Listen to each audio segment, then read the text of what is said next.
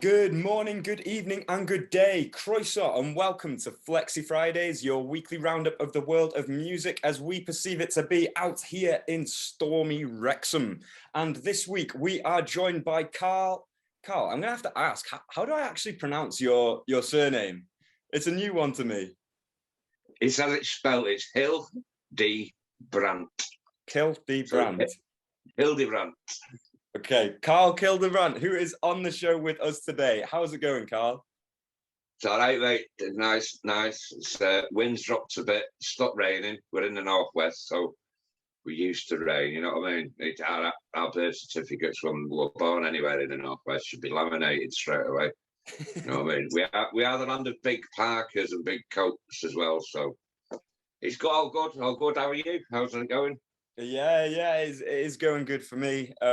Certainly does seem like this storm is lifting, but I'm sure I recall a time where we called this stormy weather British weather. Well, that's it, innit? I mean, I remember the great storm of '87 when I think it was Michael Fish famously said, "Oh no, it's not going to get us," and it killed a few and it levelled a few bits and pieces, and that trees fell over, cars got smashed up. That's all that's happened again now. Yeah. You know, it's unfortunate for people that do. You know, there's a lot of flooding in Manchester at the minute, but that's just that's another issue. But you know, it's unfortunate people losing their lives with trees falling on properties or falling on people. But yeah, totally. But I mean, I'm 54, so I just think it was stormy weather. You know what I mean? And I can't remember it being called, you know, Storm Dave when I was like 15. Yeah, and here comes Storm Dave. He's going to throw a few trees down. Oh, stormy weather. You know what I mean? It's a bit of wind and it's a bit of rain. It's, it could be worse. It 100% could be. Like we talk about these storms over here. What about monsoons? What about tsunamis? What about tornadoes and hurricanes? Like these happen in other parts of the world. It is. It's ridiculous. I mean, I generally I leave for work at about 7 in the morning, up at 6, 7 in the morning. I went to work the other day and it was absolutely bouncing down on the motorway. It only takes about 10 minutes to get to work.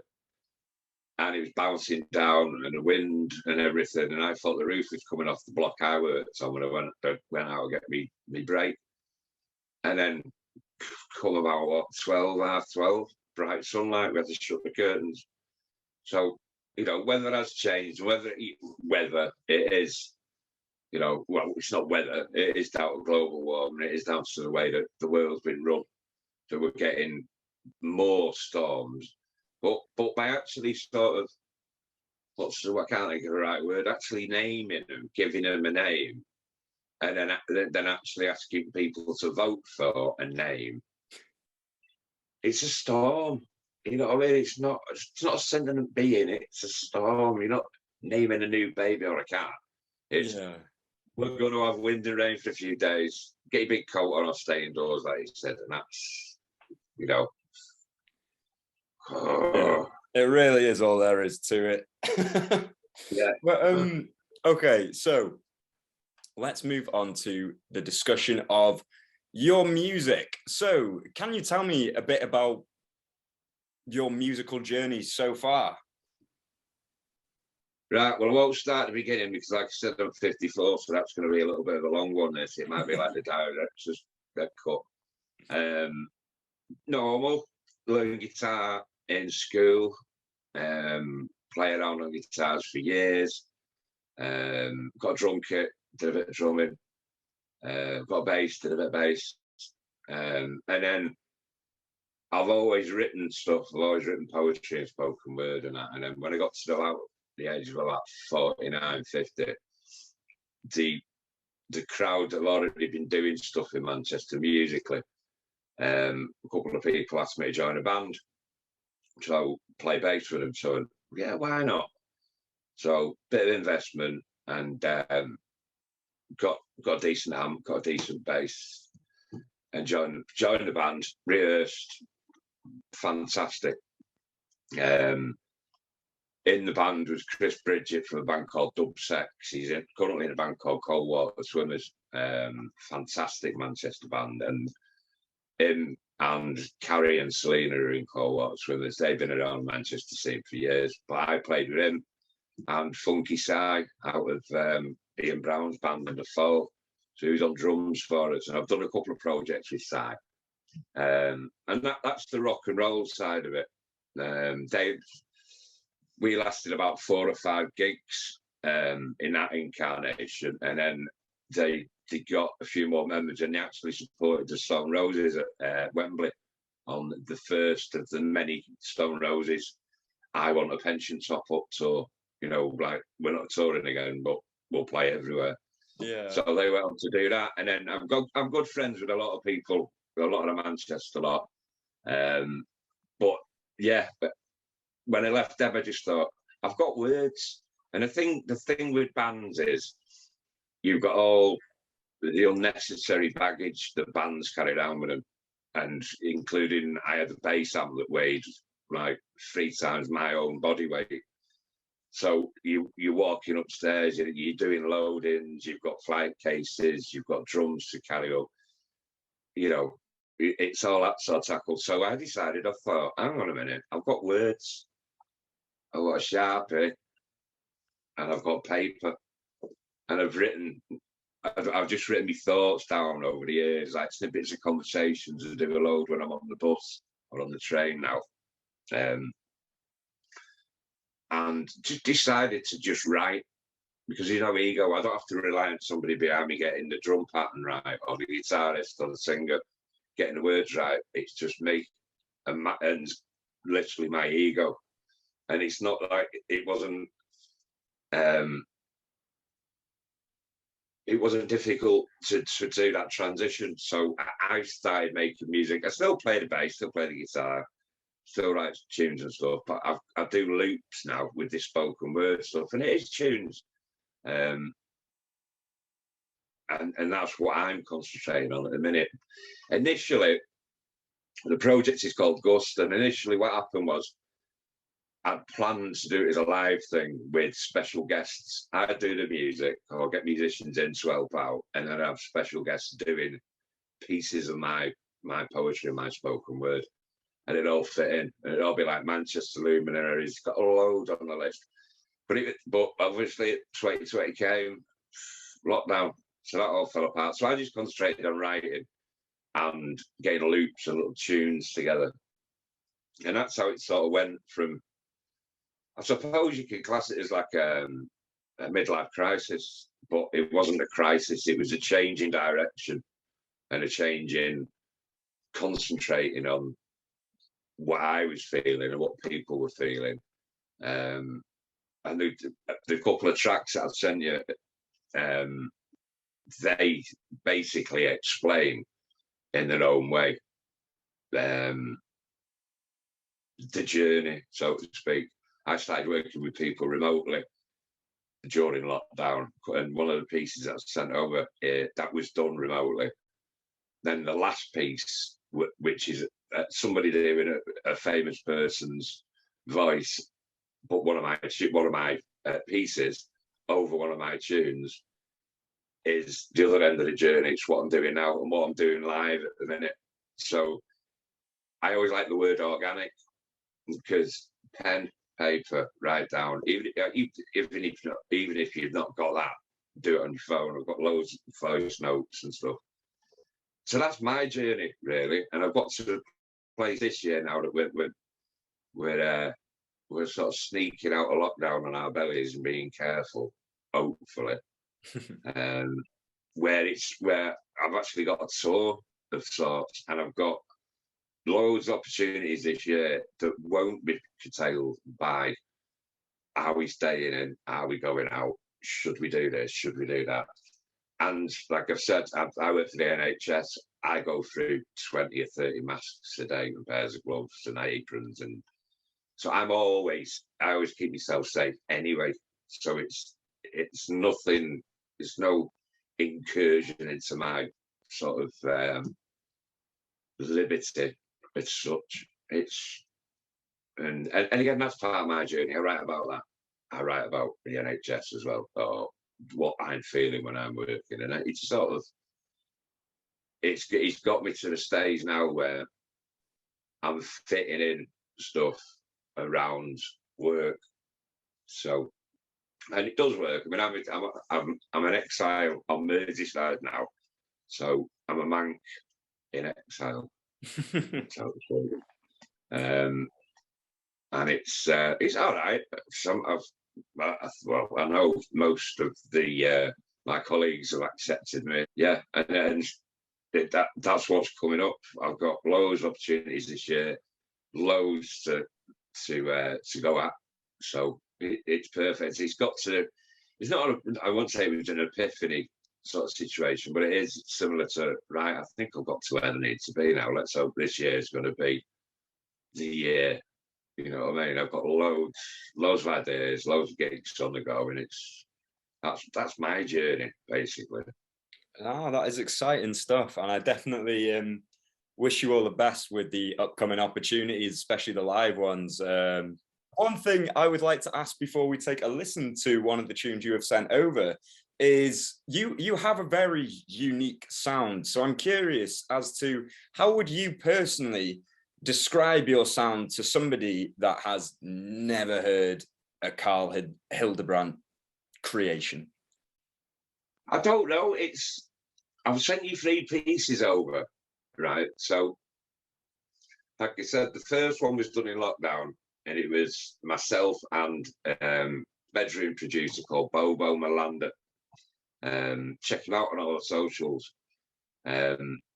And he just put a post out on a local Facebook group, and he said, right, I need some spoken word, anyone up for it? So I answered him, and he went, right, come round, give me his address. And we did a few bits, but then we couldn't fit each other in. So when lockdown came, that was the idea. And he is just a fantastic musician and arranger and etc. etc. But he's actually working with Sasha, the world famous DJ at the minute. So that's how far he's come. But the first track, basically, I'd say would be an ambient. It's an ambient spoken word.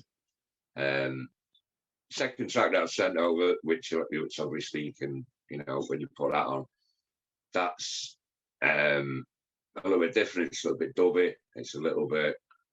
As my son, he's 25, he went, oh, it's got a trap beat. And I'm like, what's trap?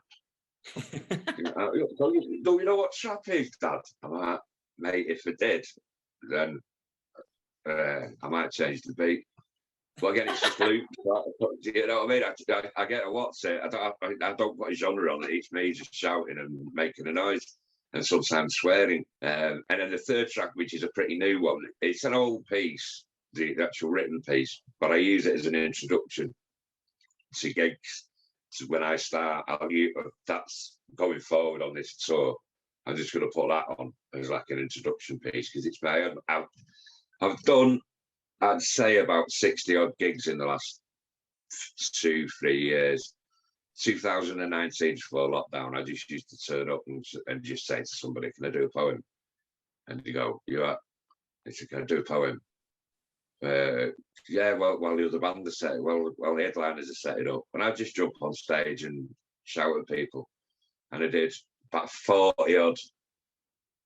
I think it was about 41, 42 in 2019, and that was with mates bands and other bands, and I did it in the Northwest. I've done gigs in chippies, shops, bus stops. That's where the poetry thing sort of comes in, and that's easy.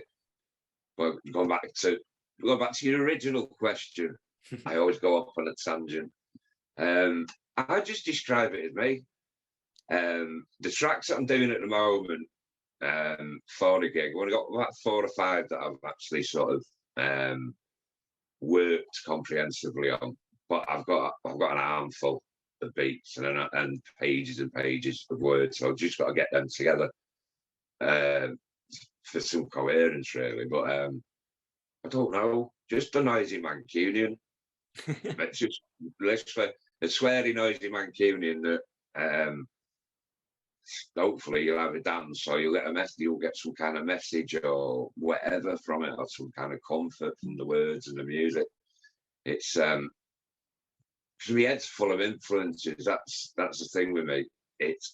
I can go from ABBA to Zappa. I've just been playing John Denver because he came up on a random playlist on Spotify.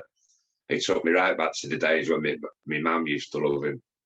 God bless her. And it was that just brought back so many memories. I'm just thinking, and it's quite a few people I know, like singer-songwriters that encompass that sort of. You listen to the tune and you think that takes me right back to somewhere. And just a Gobby Mancunian. If you look on my YouTube channel, there's a few bits and pieces on there that I've not updated for ages. But you look at KG Hildebrandt on YouTube, and it's live stuff, and it was bits during lockdown where I was having a drink and just recording and ranting in the kitchen, and I had a shaved head, and it was a bit sort of off kilter, and I've not updated that page for ages because it caused a lockdown. But there's a little bit of me on there, which is the Gobby man. Now what I'm trying to do is fit in with what words I've got and what tunes I've created for the tour and for the gigs. I've got loads of them opportunities coming up. So yeah, Gobby Mancunian, mate, as we all are. I think it's just, he's from Manchester. It's all that. So. Yeah. All right then. Well, I think now would be a perfect time in the interview to take a listen to the first tune you sent over. So could you fire away with an introduction to this one, please? The next track. The introduction to this basically is, sorry, I'm just writing. That was working with Bobo, the producer, the Swedish lad, and it was 6 short tunes with 6 short poems to it, all dedicated to my Mrs. Vanessa Ness, as we all call her. So it's basically an ambient tune, one of 6, that sort of try and tell a story. Recorded in lockdown remotely, and this is Ness Part 1.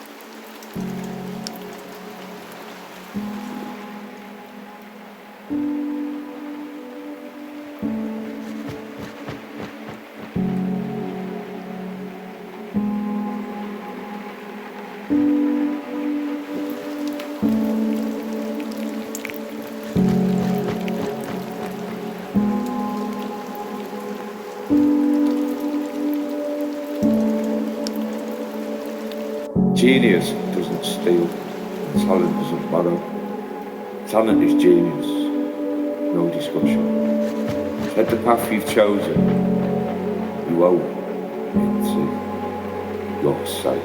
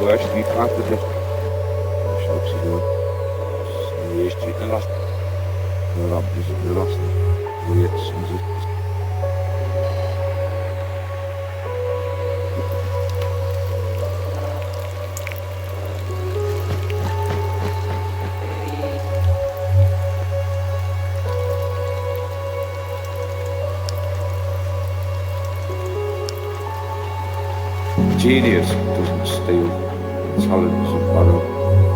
Talent is genius, no discussion.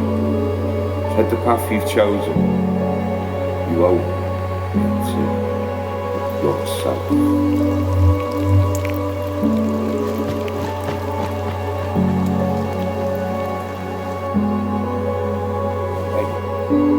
That's good. Well,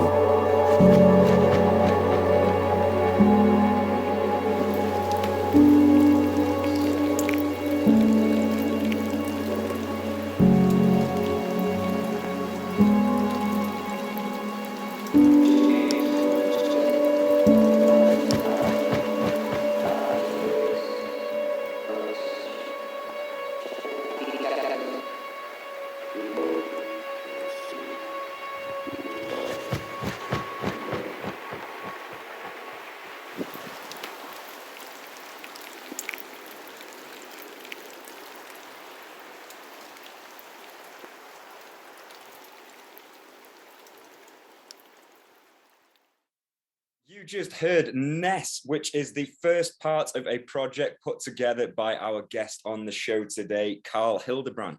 So, Karl, something you mentioned earlier in the show, which is something I definitely want to discuss with yourself, is you work for the NHS. So the one question I have to ask you, because I think this is a very important thing to bring up right now, is what is it like dealing with the pressures of an NHS job and balancing that with a musical career? It's strange because we're short.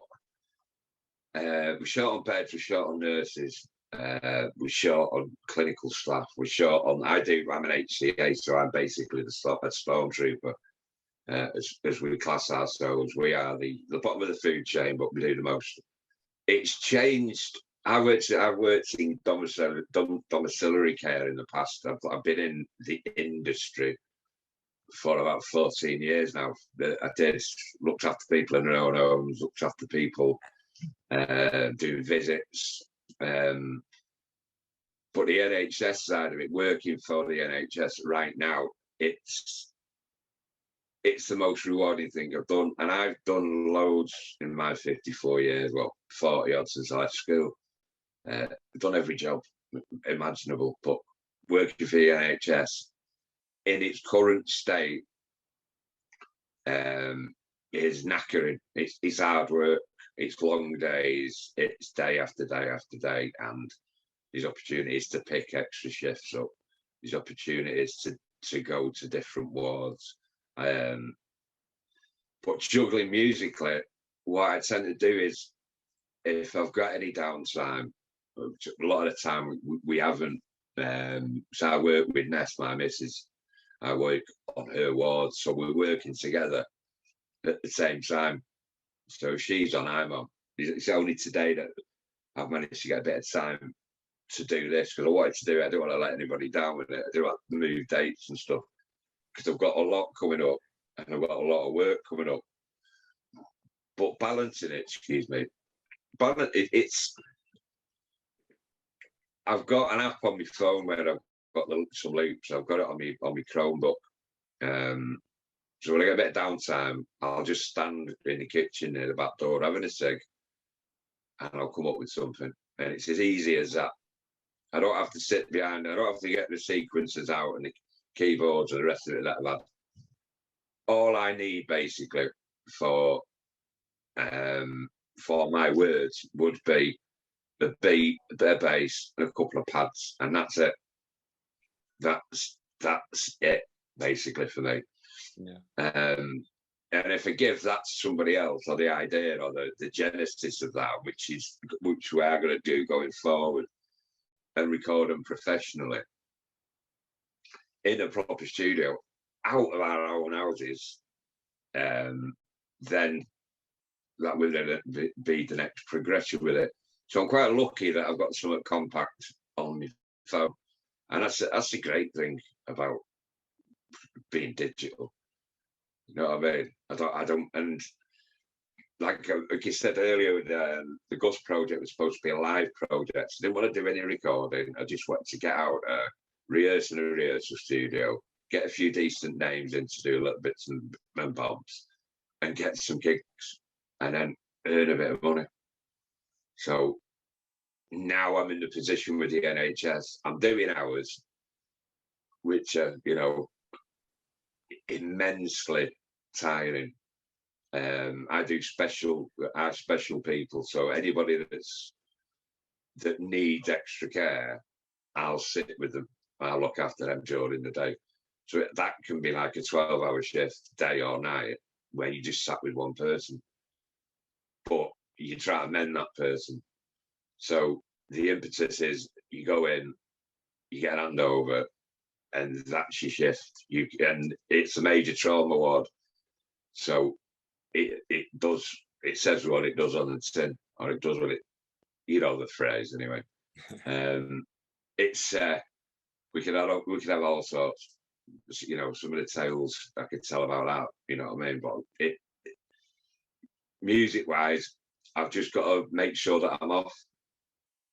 If I've got gigs, and I've got my list, I brought it with me.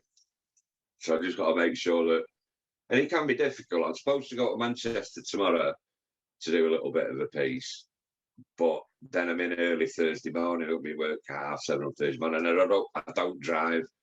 So if I go from here to Manchester, I'll go after a shift, and then have to try and get the last train back. And it's the same going into Liverpool. And I've got some on Friday as well in Manchester. But luckily enough, I think, and this is a rarity, this is a real rarity, both me and the missus are off on Friday and not in until late on the Saturday. So we can actually go together to a gig. She's missed a few of mine because she's been working. So, but it's one of them. I suppose it's the same. I mean, it's not a 9 to 5 job, so you can't really guarantee it. But if I just do 7:30 until 1:45, which is a short early, and I know that my spot is covered, which a lot of the time it isn't, that's why I do more, then yeah, that's fine. And I've got to make it work. I've got these commitments for this year, so it is all juggling all the balls, basically. You just, I write it, and then sort of come into my head, or I'll put my old stuff. I've got all my old stuff as well, all printed out, which is the stuff that I do live, just as a spoken word artist.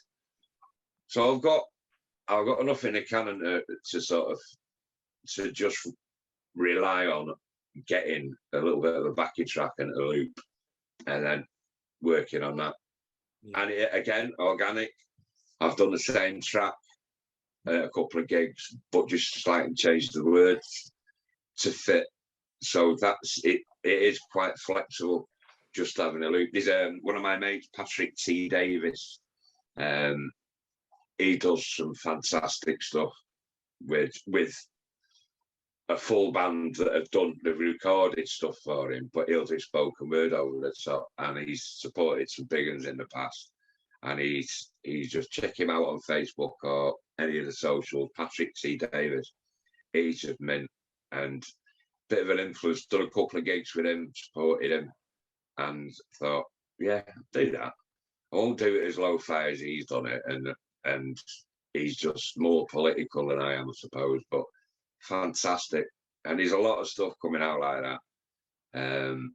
But NHS wise, you go in, you do your job, you come home, basically you go back the following day, but some of these patients are still there and they've not been moved on or worse. It's a necessity, you know. However many times you personally have had to access the NHS, or your family or your friends or your loved ones or whatever, it's always there, and I'll always be there as long as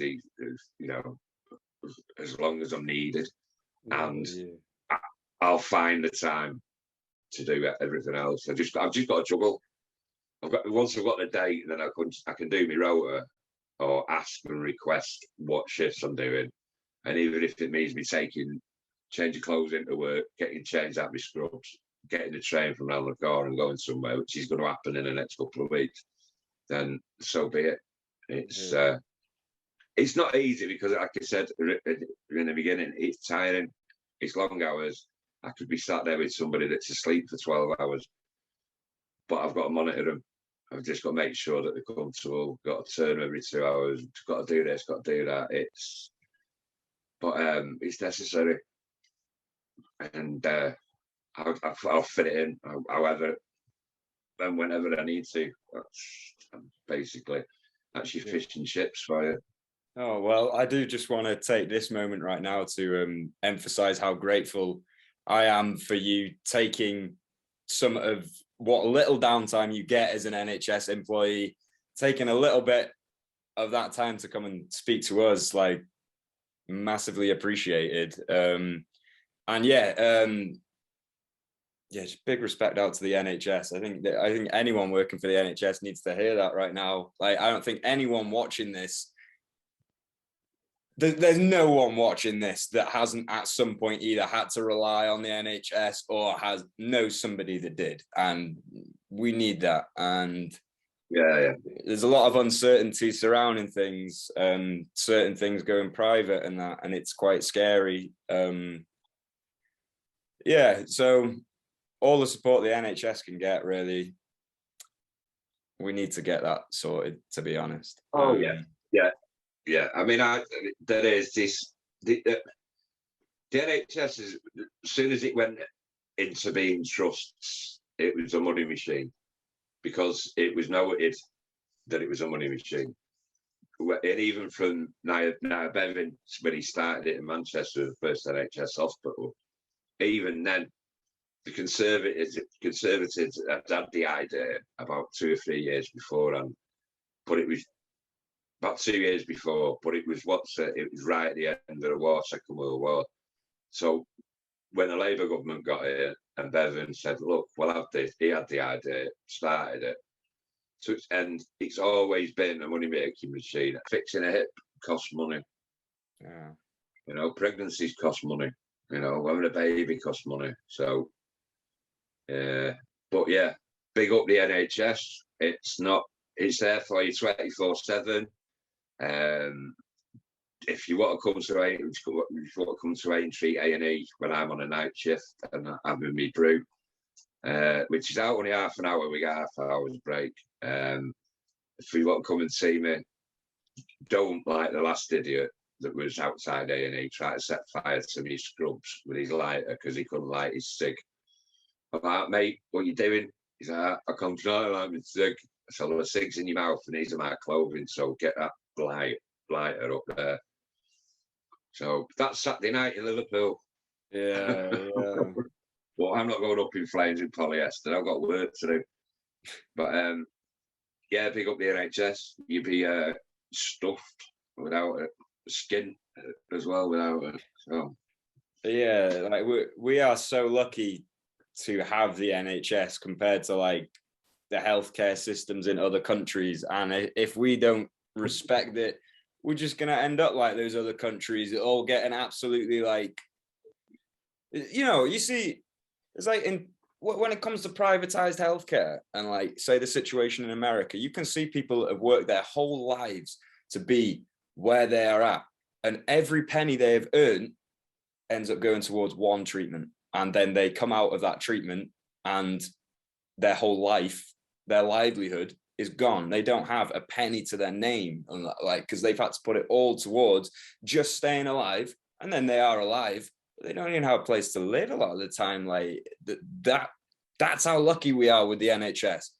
Having a major procedure doesn't mean I've got to give up everything I've ever worked for, which it genuinely can if you don't have a system like the NHS in place, which is why I'm saying it's quite scary to think it could go away at some point. It is, and I mean, we know Doris and his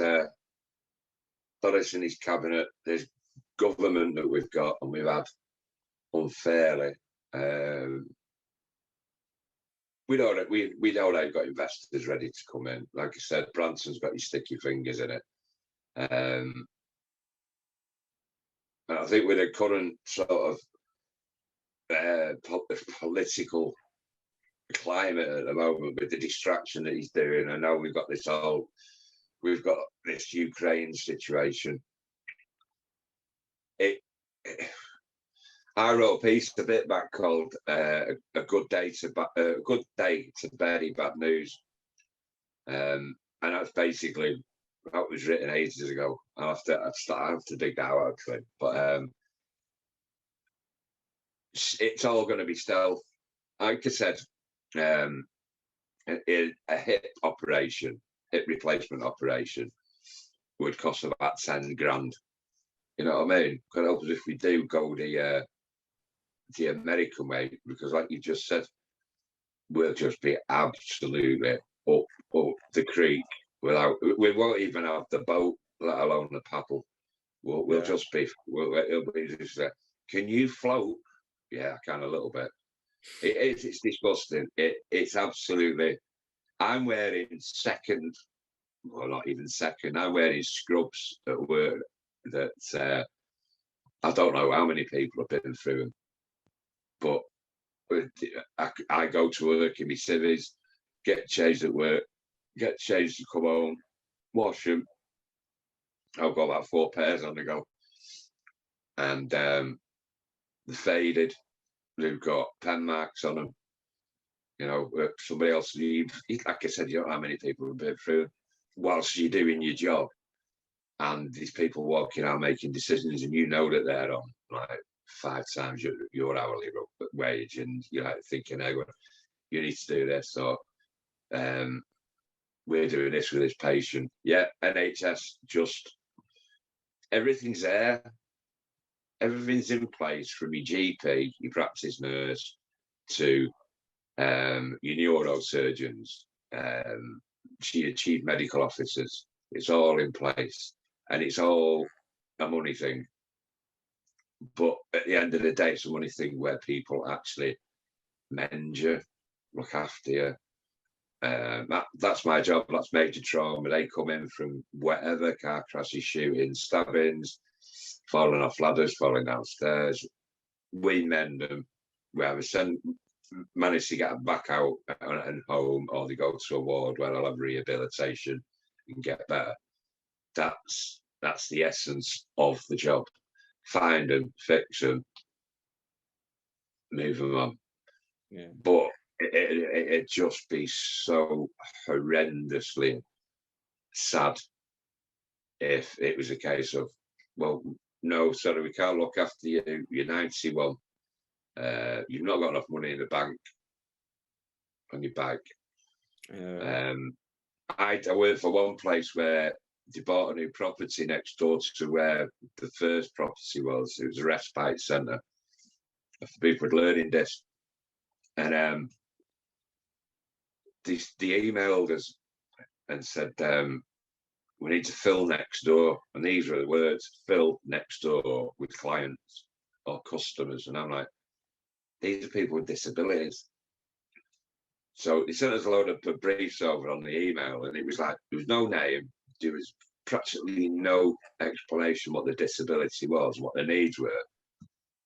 And there was about 8 or 12. And at the bottom, it was, please ensure via the DWP that they have this amount of benefits coming in every month. And it was, in the end, it was the last straw at this particular place for me, because I just went, you know what? This is like selling a used car. I don't even know the person's name. I don't even know what they need, what care they need. And you're just asking me to make sure that they've got 1,200 quid a month coming in. Ta-da. Bye-bye. And it's sick. That's the sickening side of it. And they're all private companies, so they're making, if I'm getting paid £9 an hour, they're charging at least 15, 16 quid an hour. So they're making that, and they're rinsing that on long shifts. So they're making profit. And again, the NHS, it is not too dissimilar to that. But the money that we earn properly and above board. Like I said, I did domiciliary care. That was one example of it. And it was like a case of, I can't work for people that just want money out of it when I'm looking after somebody. And I mean, basically, you look after somebody in every way, shape or form. You know, bodily functions and fluids, medication, feed, whatever their personal care needs are, you do that. and you do that without blinking, because that's your job. That, and I do that in the NHS now. I do that all the time, all day long, and that's a rewarding thing. The main rewarding thing about it.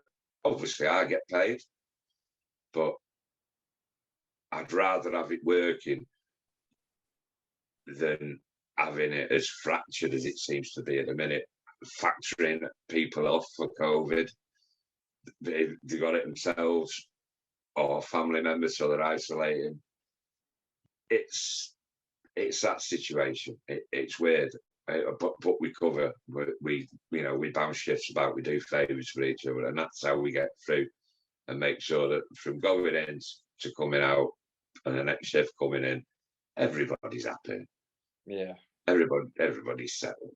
That's the NHS. That's how we do it.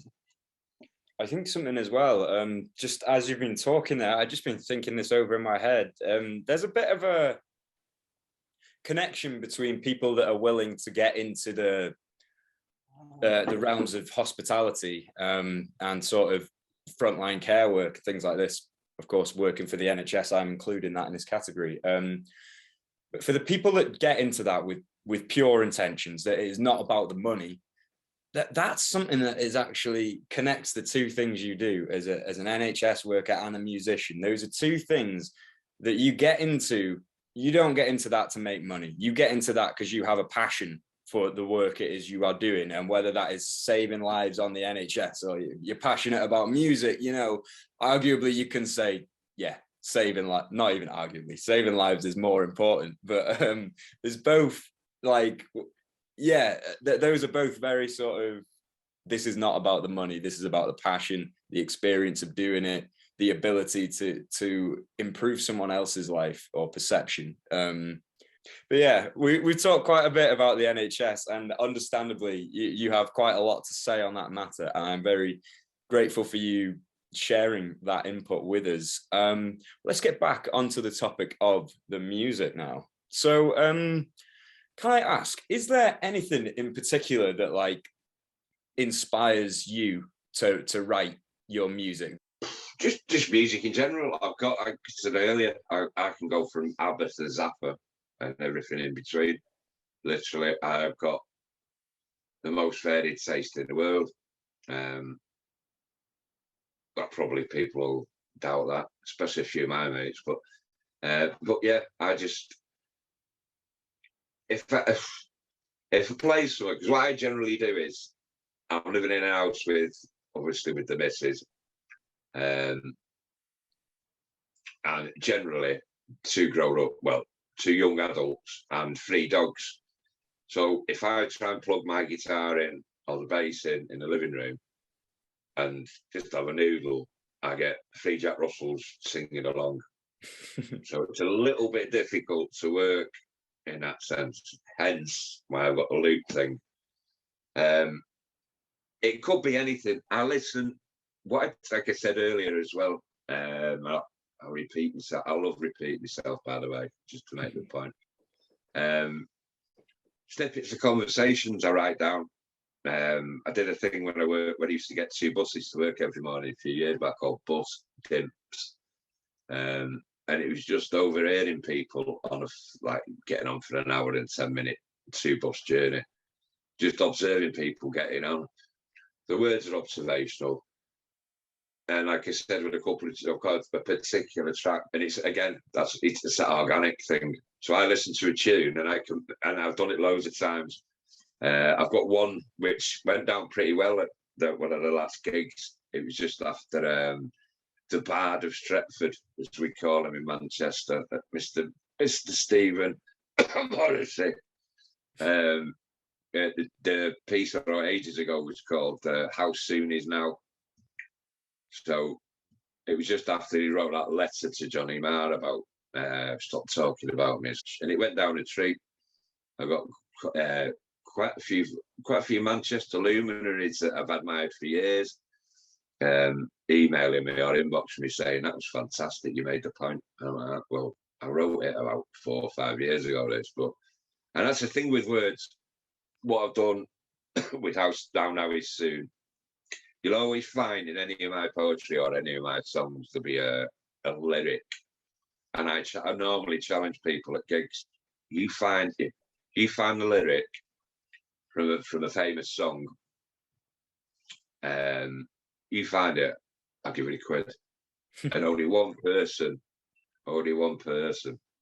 has actually come up with it. And it was where all the stories meant for you have already started. And it was that's out of an Elbow song.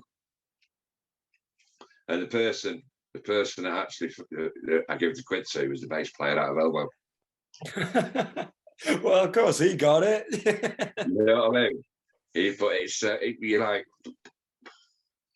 but yeah, music. I'm a massive lover of music. I don't really like the idea that I've got Spotify because of what it stands for, but it provides me with everything that I need to get my cans on and do the half-hour journey to Manchester or into Liverpool or walk around places or use it in the house or use it for making music. And it's tunes. And I'll nick words. I will unashamedly nick words until somebody says, I wrote that. And I'm going to sue you. And I will say, no, you're not, because anybody could have written that. It's like I've always said, you go to a party and there's an acoustic guitar there, you guaranteed somebody, some half-cut random salesperson that by day will go, I can play Wonderwall. And then the guitar will come out and somebody will go, Jesus Christ. And I've done this, I've given this advice out to a few people in the past. Just imagine that you know Gallagher and you've written Wonderwall. Yeah? And you've written it in a flat in Indian House in Manchester, just sat on your couch stoned years ago. And then that particular song turned into, and we're only using Wonderwall as an example, could be any song, but that song turned into what it has. Say we don't look back in anger, that turned into what it has done. Imagine having to do that all the time. Imagine the amount of times that you've had to play that particular song. It's the equivalent of having to wipe somebody's backside in the NHS every single day, at least 3 or 4 times. So I've told people, I've given people advice. I've said to them, just imagine having to play Wonderwall all the time. That's your job. You've got to play Wonderwall, right? Now, you've got a 120-date tour around the world. You've got to play that song 120 times. Ooh. And then you've got to play all the rest of them 120 times. You're getting paid for it. You're getting the booze, you're getting the bing, you're getting the birds, you're getting this, that, and the other. But imagine that. Wonderwall. No. And the amount of times, and I'm sure somewhere on this great internet, there'll be somebody sat there going, right, I've got this list. All the ones that I know, all the gigs that he's actually played it at come up to 12,895, but that doesn't include the amount of times he's done it in a rehearsal studio or at his friend's house. You get me? It's, to me, anything you do is your life's a heartbeat. So your heartbeat's going bang, bang, bang, bang, whatever your rhythm is, whatever your heart rate is. And that continues and makes you who you are. And then it sort of elevates up when you're a musician or a poet or a spoken word artist or a combination of the two. You will be playing Wonderwall for the rest of your life, because that's what it's about. Or any other song. There's other songs available. But yeah. No, yeah. I think another example of the effect that can have on a band as well is when you consider Nirvana's tune "Smells Like Teen Spirit," which is obviously everyone knows that if you've heard of Nirvana, you know Smells Like Teen Spirit, but Kurt Cobain himself hated that song. And it was written as an example of how simple a track has to be to reach commercial success. And then it reaches commercial success. And this song that he's written as a joke, he has to do what you just said. He's got to go and perform it every night on a 120-date tour, you know. All got a bit too much for Kurt, unfortunately. But yeah, that's another example of the impact that kind of thing can have. Not saying Smells Like Teen Spirit is the reason why Kurt did what he did, just saying he hated the song in the first place and then having to go out and play it every night. That's a rough career. It is. I mean, it's what's it. I've listened to a lot. Great example being Kurt. I've listened to, again, via the medium of Spotify. I'll spit before I say Spotify. I've listened to most of Nirvana's output, and I've listened to the demos and stuff like that, and work in progress and stuff. I listened to. It's the same back in the day before all the digital stuff. I always used to get people, record that on a tape for me or a CD or when, you know. So I've been doing it for years. But the magic of Spotify to me is I can listen to the demos and thinking, yeah, and it was, you know, prime example. It Smells Like Teen Spirit, and it's another one that if somebody's got an amp and a guitar, well, come play this. And it's that your heartbeat's repetitive, hence, therefore, your life is repetitive. The repetition within your life is, the difference is you make the happy bits within the gaps in that repetition. You're born with a heartbeat. When your heartbeat stops, that's it. That's life. It's what you do in between. It's that old adage and the old sayings and whatever cliches. It's what you make of it. You know what I mean? And it's Teen Spirit. It's Wonderwall. It's all the 27 Club. It's all the falling off the wagon and getting back on the wagon people. It even comes down to the fact that bands, I call it heritage acts now, because a lot of the festivals are getting all the decent bands on, the new bands that people need to hear. They'll stick them in a little tent somewhere, and then they've got a band from Britpop headlining. You're thinking, I don't really want to hear Going for Gold for the 400th time, or I don't want to listen to Elastica, or I don't want to listen. I've gone past that. If I want to do it, I'll choose to do it. Yeah. But that's the beauty. That's the beauty of Spotify. Bang it on. There's somebody somewhere in Croydon has done a playlist called Britpop. Have a listen to it. Skip the tracks you don't like. I'm always influenced by music. Comes first. I've always been a musician, but like I said earlier, it's the ego side of it. I don't want to carry somebody's guitar case down the stairs. I don't want to carry. I'm willingly help the drummer because he's helping me down with my bass, with my bass amp. That's fine. There's how many egos in the band, and you've got to fire all that tenacity between you to make something. I just, like I said, pen and my head and my phone. Dead easy. I'm going to get a flight case, custom built for a Sharpie. Yes, yes, I want to see that. And I'm walking like that. Just get a road and go, here, take that in. I've done loadouts. I used to work for a touring company that did theatres, and we did arena gigs and stuff like that around the Northwest. And it was setting up, loading up, and then breaking it down. Done loads. Rihanna, Stone Roses, Beyonce, loads and loads and loads of gigs around Manchester and Liverpool. And it's just pushing stuff and putting them on wagons, and then they go somewhere else and they do the same thing there. And so I know that industry pretty well. I got some injuries from that one, but back to the point, I suppose, music just gets me, and then I'll write something down, and then if I think that fits something that I've done or I need to make something to fit it, then I will. And like I said, I've got stuff coming up in a minute, so I'm working on that to get that a little bit more polished than it is at the minute. I'm not playing to massive capacities. It's only little clubs at the minute coming up, but I always want to get it right. You know what I mean? I don't. Mistakes are mistakes, and again, they're organic. If they happen, and I'll move on and address them. But I just want to get it as loud and as messy and as purposeful as possible, really. Yeah. So, yeah.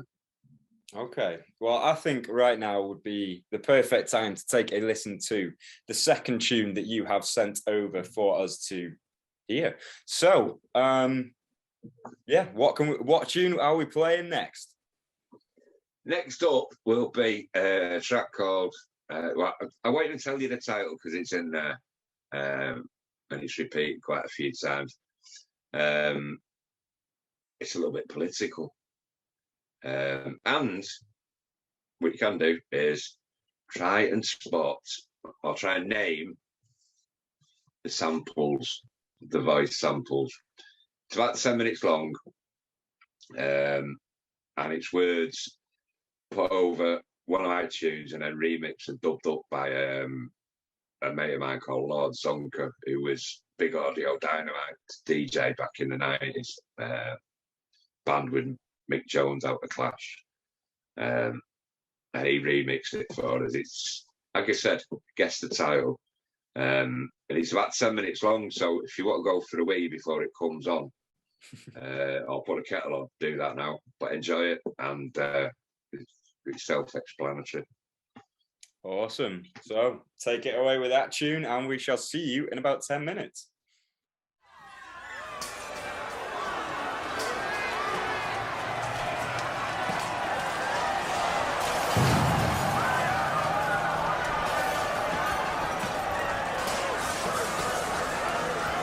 A few dollars, eh? That'll get your head up. Come on, money.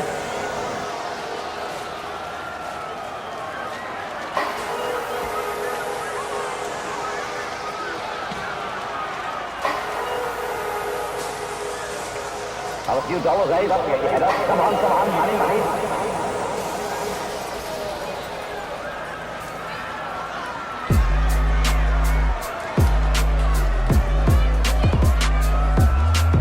Riots break out in England. Riots break out in England. Riots break out in England.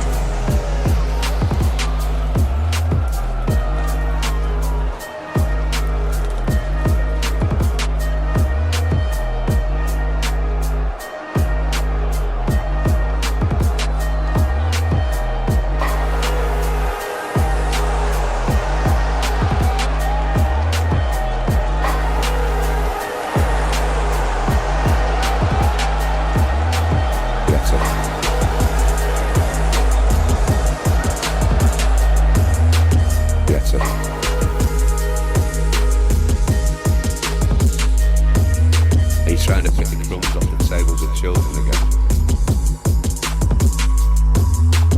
Are you? Did you not? Get it.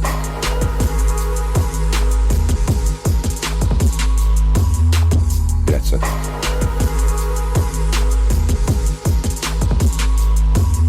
And welcome to tomorrow you've been made for yourself. Did you ever think to ask anyone else? Because it doesn't appear that you did.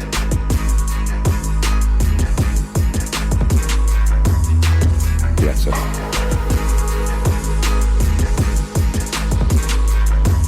And it's now became known for birds early those spirits for empires lasting as Come on. That's sort of like. And it's now became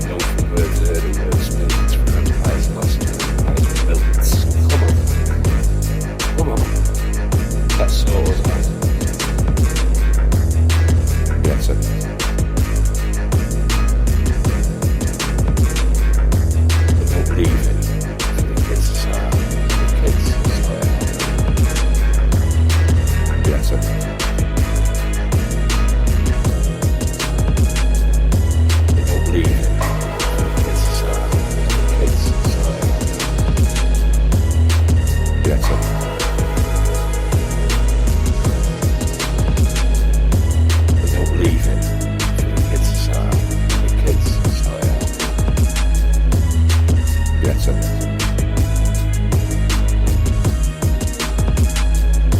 They don't believe in the kids society.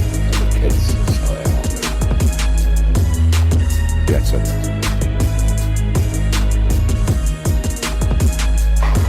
Let the kids society. Better. Let the kids society. Better. Let the kids decide. Better. Let the kids decide. All right.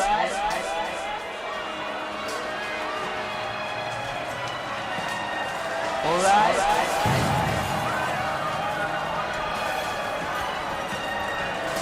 All right.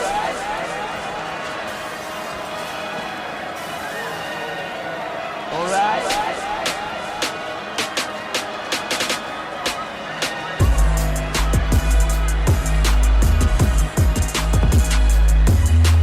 Better.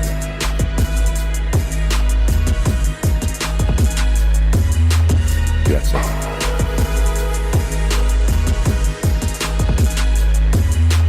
Better.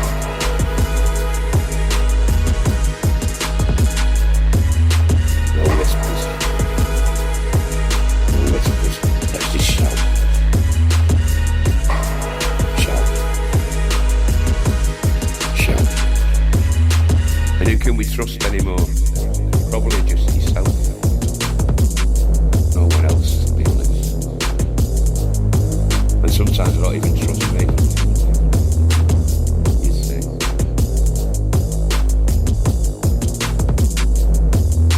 But for every mess, I hooked up a yes. For every lie, you get by. Bye-bye. Bye-bye.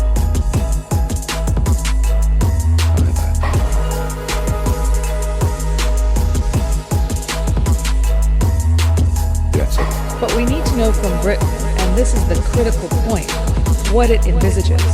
Better. Helpful robots, washing and caring for an aging population, pink-eyed Terminator sent back from the future to cull the human race. What will synthetic biology stand for? Restoring our livers and our eyes with miracle regeneration of the tissues like some fantastic hangover cure? Or will it bring terrifying limbless chickens to our tables? Will nanotechnology help us to beat disease, or will it leave tiny robots replicating the premises of our souls? It is a trope as old as literature.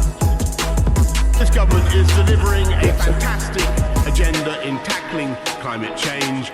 We lead the world in going for a zero-carbon approach. In 1990, during that time, of course, he was a climate skeptic. He might recall saying that climate change is a primitive fear without foundation. Mr. Speaker, I don't blame it. I am a journalist. I love journalism, and I think the people of this country, Mr. Speaker. Now a few dollars, up, get your head up. Come on, money. We are now facing existential crisis, climate crisis, ecological crisis, which have never been treated as crisis before. Humanity is now standing at a crossroads. We must now decide which path we want to take, and we will never stop fighting. We will never stop fighting for this planet and for ourselves, our futures, and for the futures of our children and grandchildren. Thank you. No whispers. No whispers. Let's just shout. Shout. Shout. But for every mess, it's up a yes. And for every lie, we get by. Bye-bye. Bye-bye.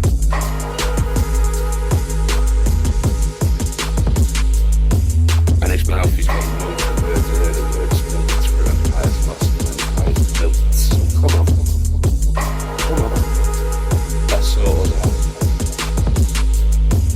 And his mouth is getting no for words built for empires lost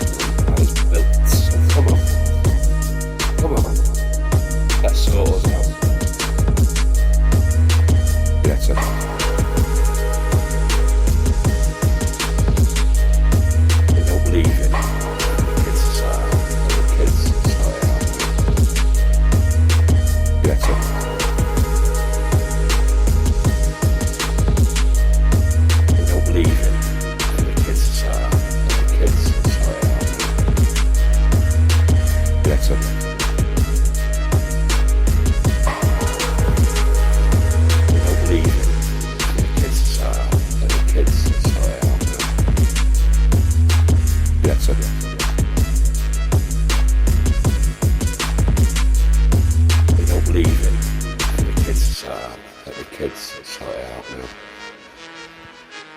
Greta.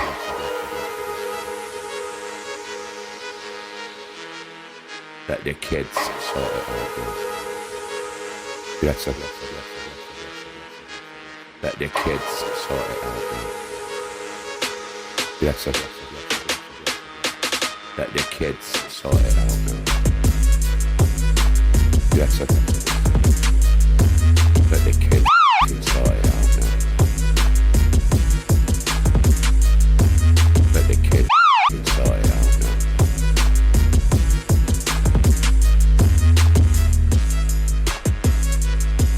Let the kids sort it out now.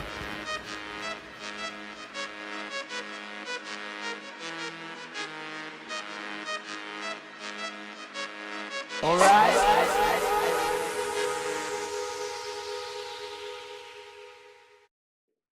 All right then. So for those of you who didn't guess it, that is a tune called Greta by Karl Hildebrandt. And could you please tell us, for those who might have tried to figure it out throughout the track, who are the voices that got sampled in that one? Well, we've got in that particular track, the Money Money sample is John Lennon. And it was from a film by D.A. Pennebaker, who did Don't Look. I can't remember if Don't Look Back or Don't Look Now, but it's a Dylan documentary where he did his British tour. And it's John Lennon and Bob Dylan in the back of a black cab going around London stoned. So that's the Money Money sample. We've got our inglorious leader, and I can't swear, so I'm going to do sign language. Boris Johnson. Boris Johnson, a random newsreader, and God forbid that I ever find a name out, Jeremy Corbyn, and the extra special Greta herself. And Lord Zonka, who remixed the track and dubbed it up. There's about 6 versions of it. That's the one that he put up on SoundCloud. He was a Big Audio Dynamite, Big Audio Dynamite 2, as they classed themselves, as with with Mick Jones at the Clash. Another one that we did remotely, and it's gone down well. It is a good. Have a listen if you're partial to that sort of tune. And just have a chill out, lie down and roll over your door. If the samples make you angry, then smash your kitchen up. It's one of them. It's I will do a few more bits and pieces with Zonka as well. I've sent him a few more bits and pieces as well. Hopefully something else will come out. And again, it's that remote thing. Got Bobo on the first track. I've got Zonka doing his magic on the second track, and then I'm doing some of my own stuff and pass it on. Yeah, Greta. You know what I mean? Yeah. And I don't care if she's funded by big businesses. She's doing something right. And I'm 54. I've got more years behind I've got in front of me. But I've got a kid that's 25. I've got two step kids in the house, 21 and 19. I've got kids in hospital that I look after. But teenagers. It's not just. You know what I mean? She's not out there just playing about, and it doesn't matter who's giving her the money towards it. The planet needs to change. We need to change. We're knackered otherwise. We are literally knackered otherwise. And like we were saying, storms. You know what I mean? It's just like someone's causing more and more and more. Apart from them being called daft names, it's again, it's a storm, and I don't like it. You know what I mean? I own at least 40 big coats because I'm a Mancunian. Doesn't bother me going out in it. Doesn't bother me staying in it, but I'd rather it not happen. So, and I don't want the sunshine. I just want, So yeah, that was obviously the rays on the tartar behind Greta. So I hope you like what we're doing to the planet. Not us personally, well, we are obviously we contribute in some way, but what's happening to the planet, and she's got her head screwed on properly about it and getting a message out. I don't care where it comes from. I really don't. You know what I mean? As long as she doesn't turn out to be like an Adolf Hitler acolyte or something like that, I'm not. But even then, she saved the planet. That'd be quite the turn of events, wouldn't it? Like, you know what I mean? You know what I mean? She could turn up dressed as Chewbacca. I'm not bothered. She saved the planet, or at least got the message out. This planet's not. It's not an infinite thing. You know what I mean? We're here for. We're not here for a long time. We're here for a good time. So that's what we do. Yeah. And I think that's the old that again. That is one of my sort of mantras or raison d'etre, that just do it. Do it. You've just got to do it. Make every point you need to make the point. Yeah. Don't swerve it.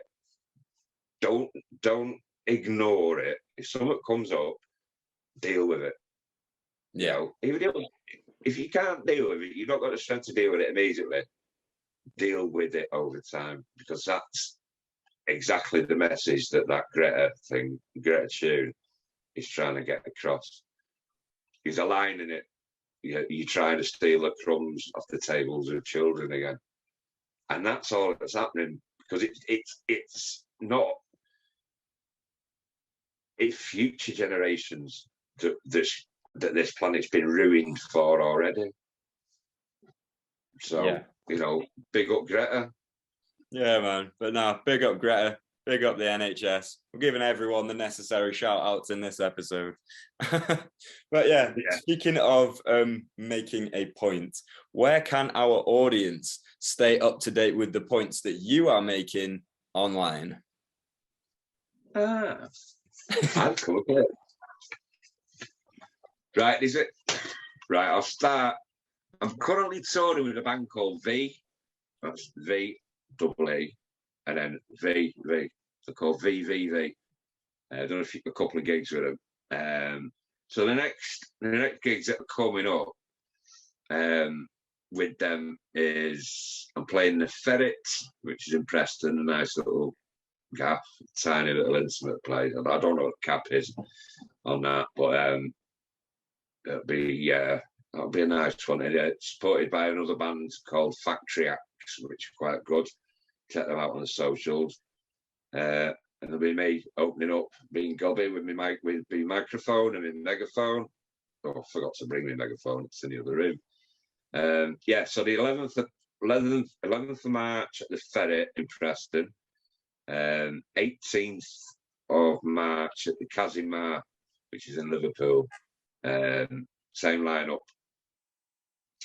VVV, Factory Acts and myself. There is a DJ on as well, doing the set sort of in between, like filling in a little bit. Then after that, with VVV, it's going to be May. Again, all this I'll put on my Facebook. So if anyone wants to friend me up, just let us know. And I've got a couple of pages on there, and I'll put links on too. But and then Coldwater Swimmers, I'll be supporting on the 26th of March, and that's at Pop in Hyde. Now, what they're doing at Pop, this is a shout out to Pop. It's a CIC company, so it's that community based. They have knitting groups, drop-ins, creches, coffee mornings and stuff like that. And one of my mates, Howard Fisher, he's basically been given a bit of a budget to put bands on. So there's loads. I mean, there's a sheet full here that I've contacted. So we've got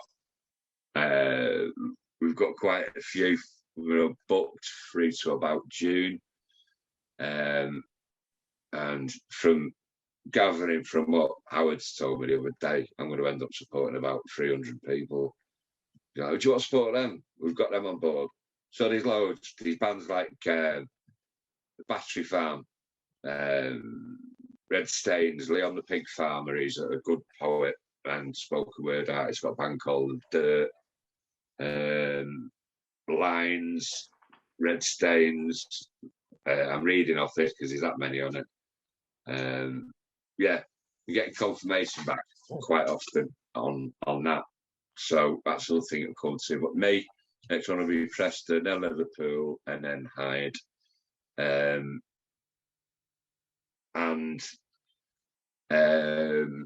Yeah, just search me out on Facebook. You'll see me post stuff for the gigs, post stuff that I've written and stuff like that. That's how I generally work. Sort of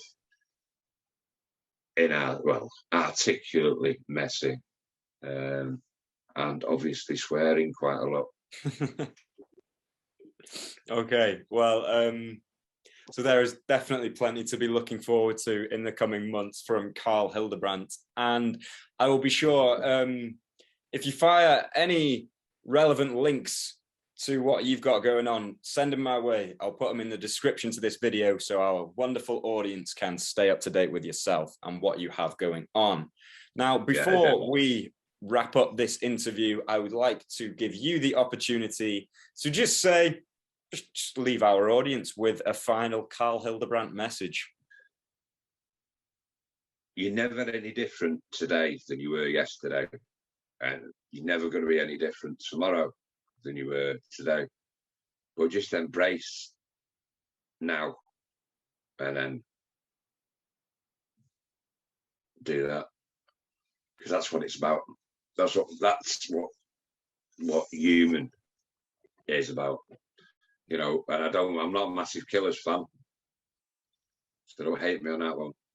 But yeah, how human are we dancers? No, we're not. We're poets, musicians, and interviewers, aren't we? So, last word: just stay proper. Yeah.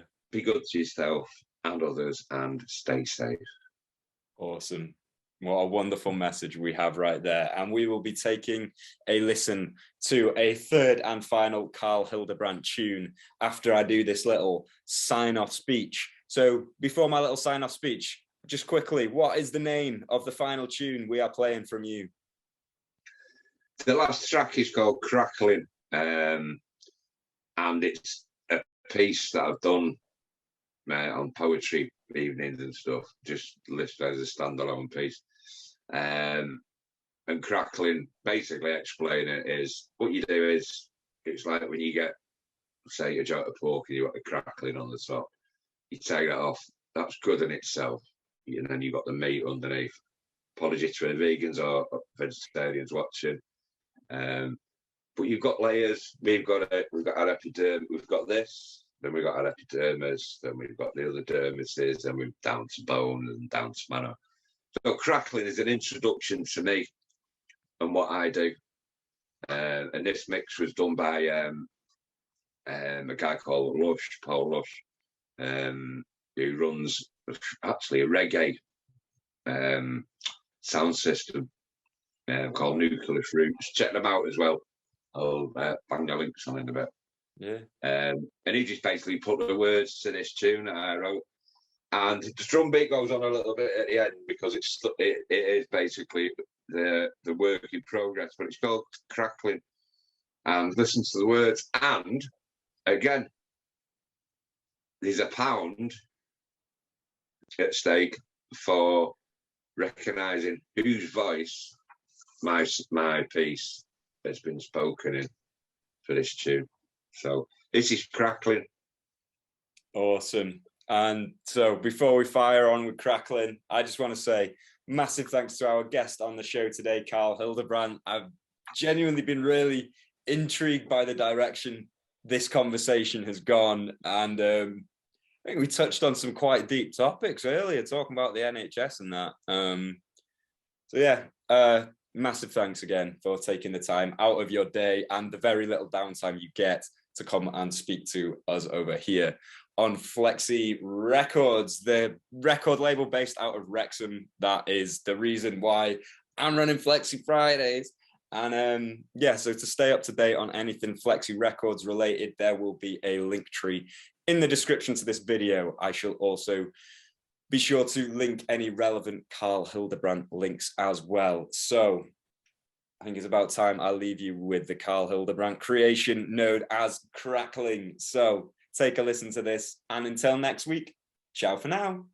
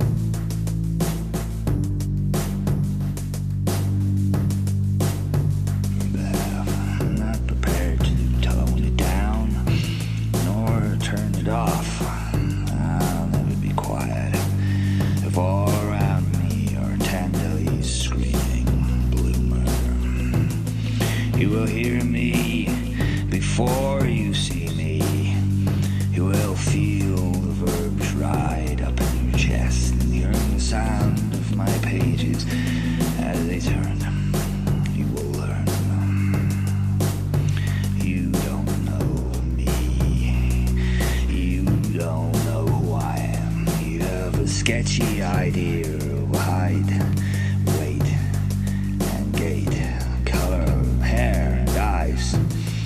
Beyond that, you struggle, gleefully tepid in your approach, haunted, yet free. You haven't hurt me yet, not a peep.